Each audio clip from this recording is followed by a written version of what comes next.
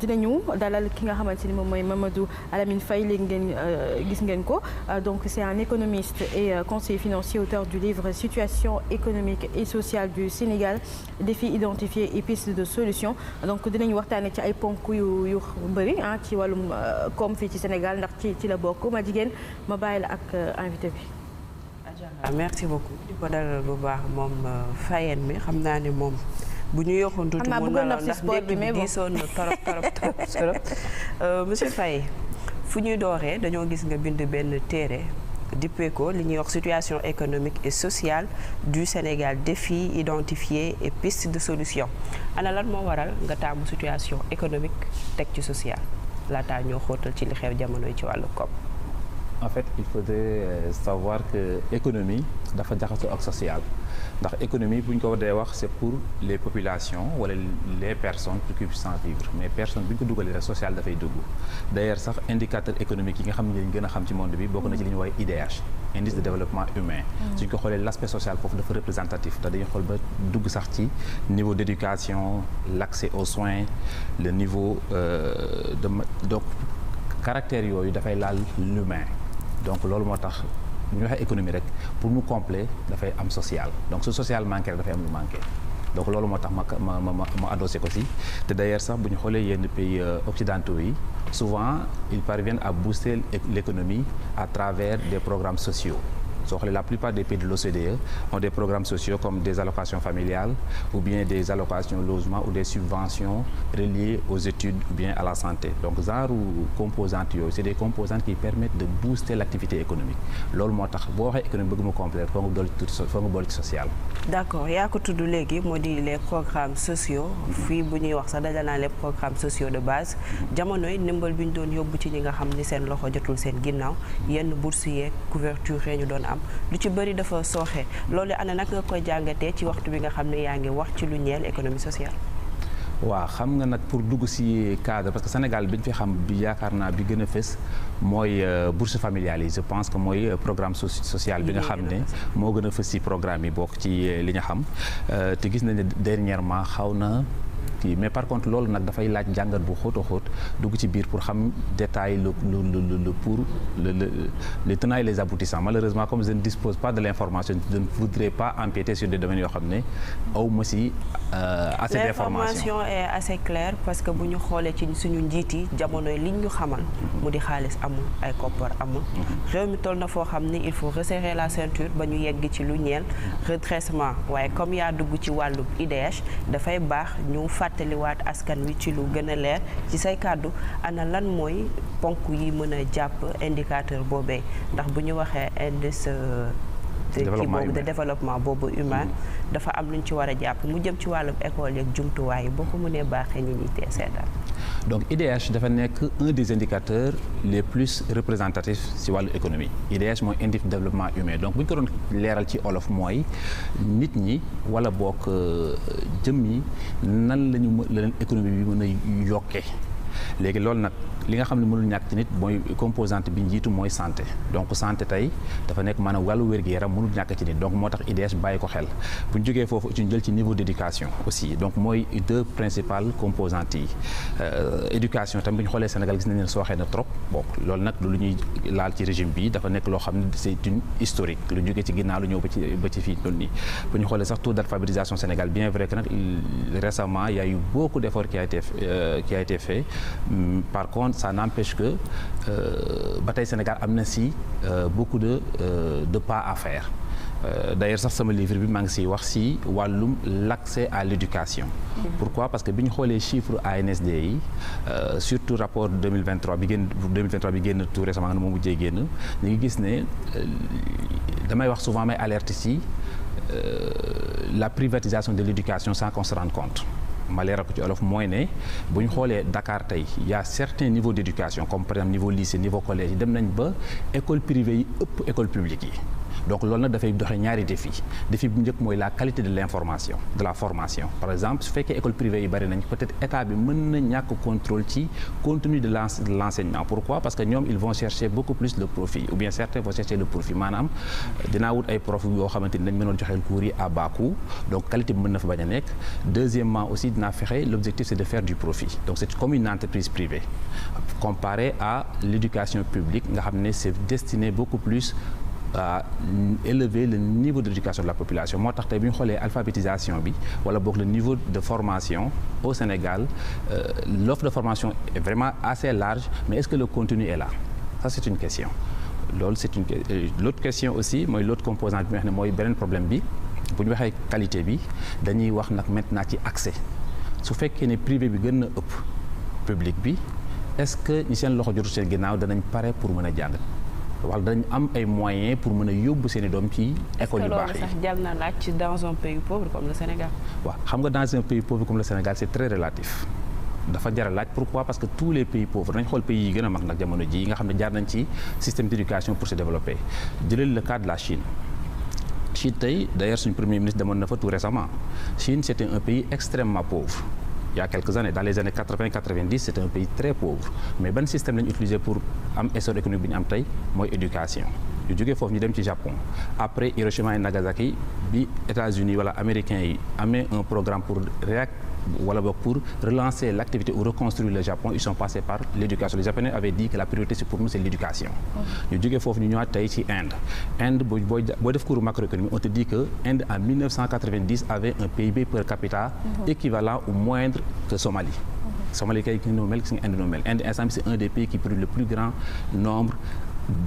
d'ingénieurs au monde. D'ailleurs, aux États-Unis, il y a un visa qu'on appelle le H-1B visa. C'est un visa qui est exclusivement ou bien entre guillemets calqué sur les Indiens parce que la plupart des entreprises de Silicon Valley recrutent des ingénieurs de l'Inde. Donc, xoolal tey fu ñu jaar mooy éducation. Donc, ce qui fait que ñu bu ñu nekk un pays dans une situation pauvre effectivement je rejoins tes propos dañoo nekk un pays pauvre. Pourquoi? Parce qu'on est un pays ci bu ñu xoolee ci indicateur économique yëpp. Taux d'endettement on est extrêmement endetté on parle de 120% du PIB sachant que bu ñu xoolee tey les normes internationales mooy ne un pays ne doit pas dépasser 60 à 70% de taux d'endettement loolu mooy norme Union européenne yi à travers le pacte de stabilité et de croissance mooy norme Union africaine mooy norme UEMOA mais ñu dépasse ñu ci 120% ça veut dire qu'on est vraiment pas loin du scénario grec ñu jógee fa ñu ñëw ci beneen kii bi mooy lan les déficits publics maanaam ñun tey li ñuy dépenser at mi ak li nekk suñu poste dafa méngoowul li ñuy dépenser day ëpp fuuf li ñuy mën a am ci at mi ma leeral ko mooy ne loi des finances initiale bu Sénégal bi ñuy dugal 2025 li nga xam ne mooy suñu planification financière dañoo waxoon ne dañu war a dépenser 6 milliards de francs CFA sauf que les recettes li war a dugg ci keesu état mi ngi toll ci 5 milliards ñu considéré dafay manquer de 1 milliards mooy manqué loolu déficit de 7,08% la woon. Par contre loolu c'était au mois de décembre 2024 ñu dem ba 2025 le mois de juin plus précisément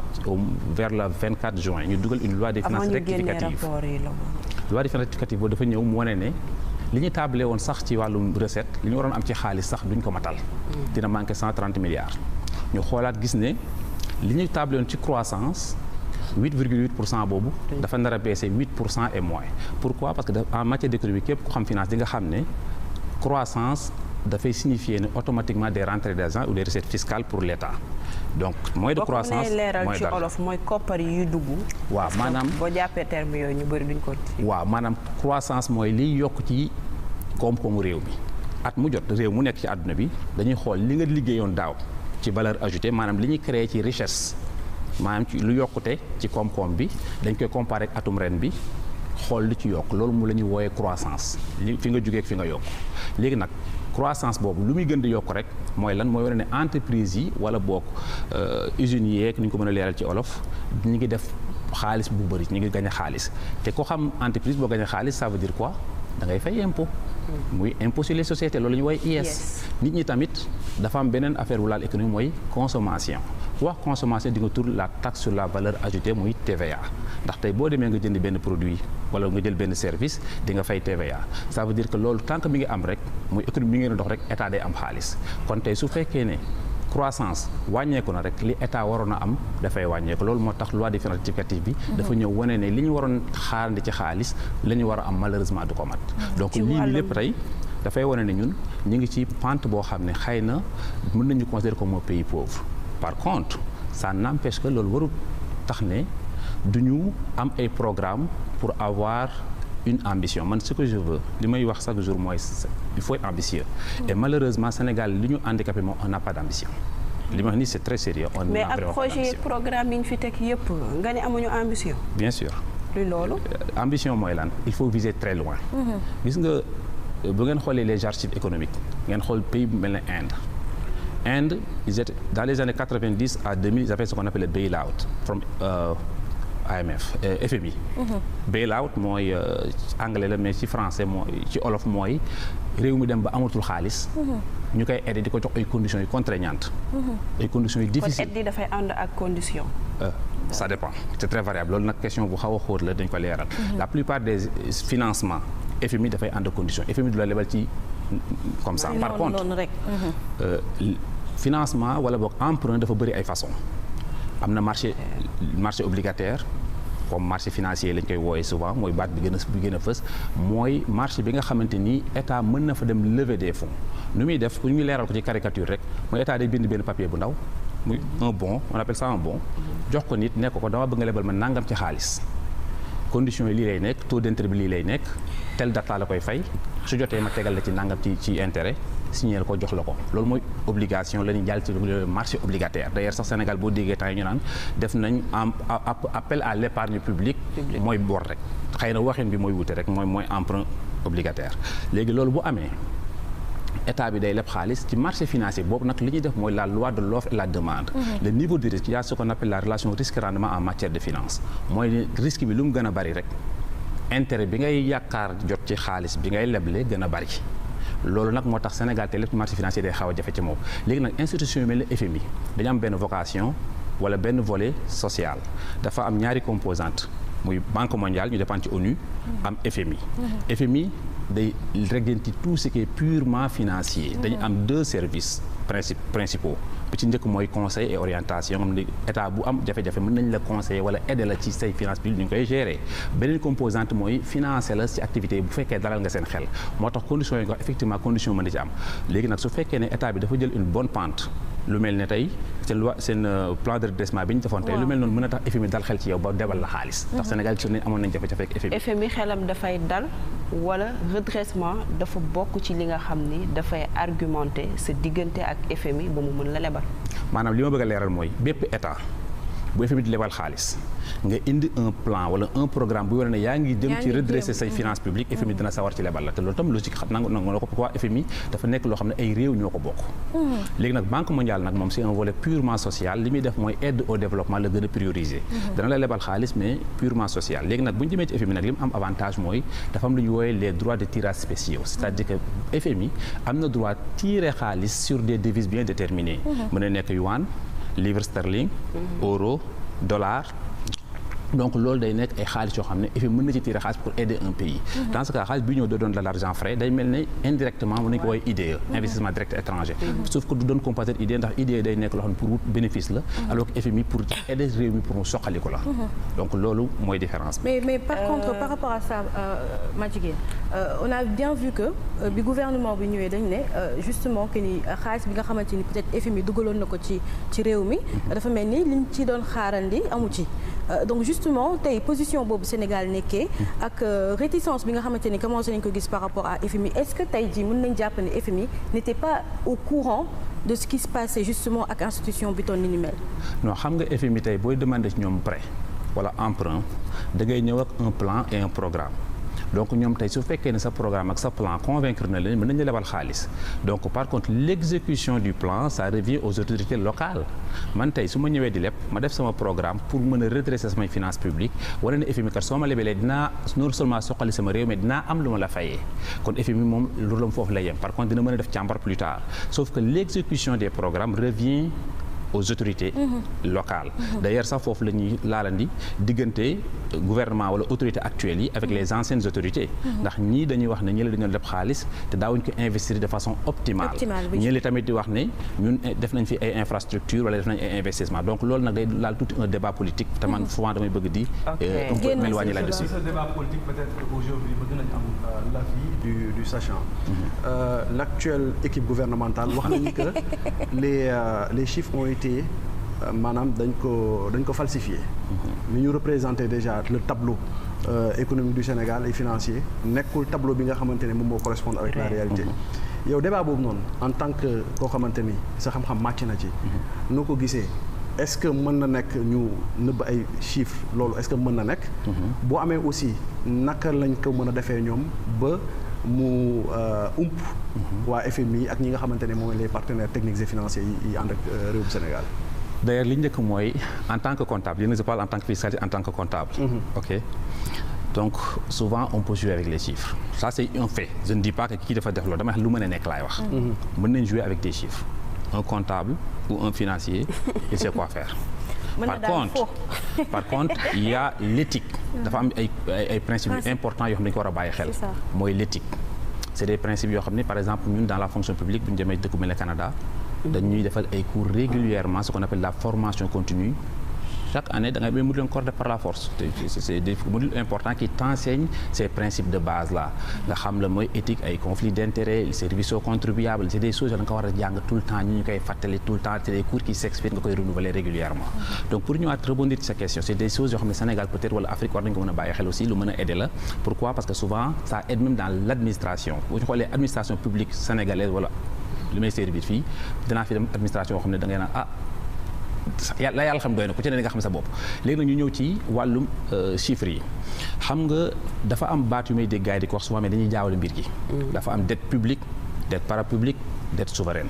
dette souveraine état administration état moo koy def dette parapublique c'est les entreprises parapubliques qui appartiennent à l'État ou bien État moom la majorité de l'entreprise masalan tey bu ñu jëlee benn entreprise publique mën na nekk Sonaged mën na nekk La Poste mën na nekk peut-être l'ONAS c'est des entreprises parapubliques ou bien aéroport AIBD c'est des entreprises parapubliques nga État daf ci am part boo xam ne moo plus élevé wala voire même 100% de l'entreprise kooku bu lebee tey signature de l'État du bokk 100% mais day nekk derrière pourquoi parce que l'État est in fine un actionnaire majoritaire yooyu tey bu ñu ko boolee ci dette bi rek bu ñu leen boolee ñoom ñaar dette souveraine parapublique day joxe li ñu woowee dette publique donc dette publique moo gën a rëy mooy ëpp doole donc souvent loolu nag mën na waral souvent nit ñi di réer ci biir chiffres yi naan ay dette cachée ak dette nangam effectivement en tant que organe officiel wala boog loo xam ne dafa am juridiction lay taxawee muy cour des comptes bi ñu defee seen rapport dafa sax benn vidéo di leeral yenn détails yi nga xam ne leeru ci bopp Sénégal da ngay dégg façon version bu ne ndax Sénégal li neex mooy bëri na ñuy génn di wax te xamuñ sax ci li ñuy wax lu bari. donc bu ñu jógee foofu effectivement gis nañ ne man nag damay basé ci chiffres officiels yi. nay leer donc chiffres officiels yi ñu génn mooy wane ne li ñu annoncé woon ci dette par rapport au Sénégal était dans les cours de 73 à 76% mooy ancienne autorité yi avant ñu fiy quitter donc gouvernement bu bees bi ñëw wane ne dem na ba 83% lii nag premier ministre moo ko waxoon ci septembre 2024 je pense que c'était le 26 septembre 2024 mooy seen première conférence de presse bi ñu defoon. par la suite ñu defaat ndax sax gis ne dem na ba sax ba 119% d'ailleurs bu ñu xoolee bi ñuy présenter plan de redressement économique et social bi ñu waxoon fan yi passé ci 1er août 2025 bi 119% lañ jël ci taux d'endettement ce qui fait que effectivement duñ mën a dàq l'idée comme quoi que dette cachée amoon na par contre des organes comme FMI effectivement dañu am ay organes de contrôle mais sauf que ils travaillent avec les finances qui ont été certifiées te Sénégal tey am nañ ay organes yu mel ni IGF donc c'est des organes yoo xamante ne ñoom ñooy certifier les comptes publics. donc cour des bu dee dëkk mel ne France ay cour des comptes ñoo koy def Sénégal je pense cour des comptes ou IGF ñooy def certification des finances publiques. tey bu certification boobu ñëwee rek FMI tey ci loolu lay mën a sukkandiku pour mu def calcul ce qui fait que effectivement état bu bëggee nëbb ay comptes mën na ko def. La dernière question pour dañuy dellu si ci rapport d'exécution budgétaire T1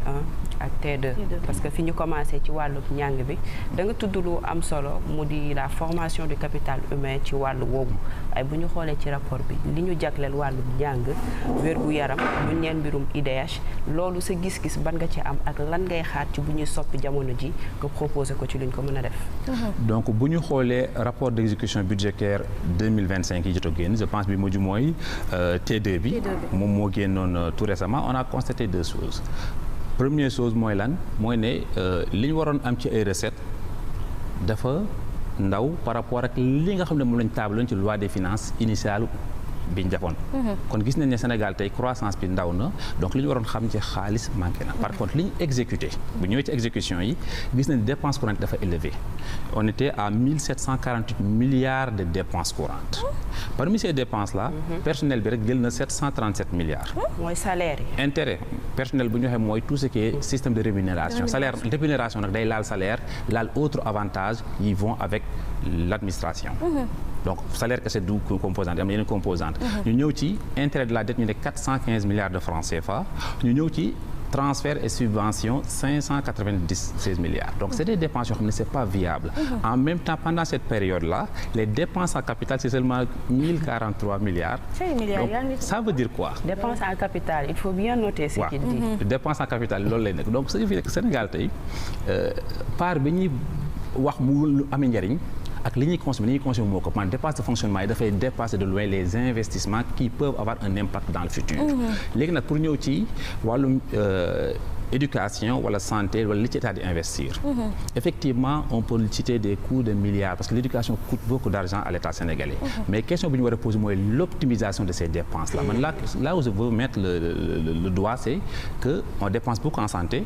on dépense beaucoup en éducation mais est-ce que pour le Sénégalais lambda qui se réveille le matin est-ce que le service est là malheureusement la réponse est beaucoup plus proche du non c'est-à-dire quoi c'est-à-dire que danañ tudd ay milliards yu bare bare dañ ko dugal ci éducation soo demee sama livre bi damay dem ba génneel la dépense en santé ma def tableau bi ville par ville lan lañ ci dépenser en santé ci dernière année yi mujj yi mel ne 2021 2022 2023 2019 ak 2020 lan lañ ci dépenser en santé